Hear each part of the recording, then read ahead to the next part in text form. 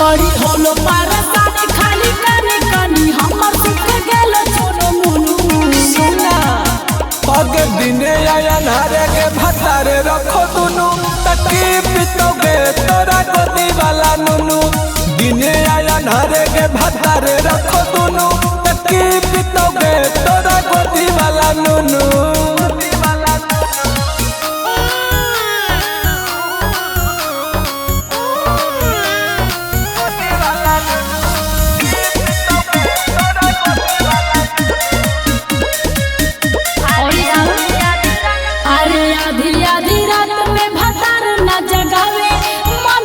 छोड़ा नींदियो न आवे छोड़ा कर दे है तनु तू पीठ भतरा के तीन दी हो छोड़ी बोरोले अरे अपने खेलेला रंग दुनु हमर बॉल ओकरा दे झुनो झुनो सुना का अरे अपने खेलेला रंग दुनु हमर बॉल ओकरा दे झुनो झुनो सुन हगे दिने आया नारे के भतारे रखो दुनु तकी पितोगे तोरा गोदी वाला नुनु दिने आया नारे के भतारे रखो दुनु तकी पितोगे तोरा गोदी वाला नुनु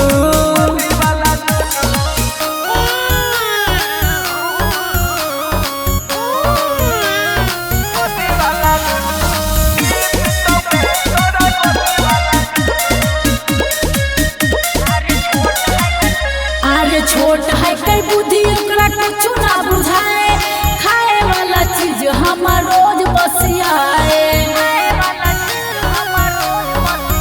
हगे साथ के देखो ही तू भगवाही न कहियो खोल के देखाबही तबे न भद्रतियो प्रेम निराला नीति से के पसान लागे टुनु टुनु अरे बड़ा काम कर रही हो प्रेम निराला सके पसंद लागे टुनु टुनु सुन हगे बिने आया नारे के भतारे रखो दुनु तकी पितोगे तोरा गोदी वाला नुनु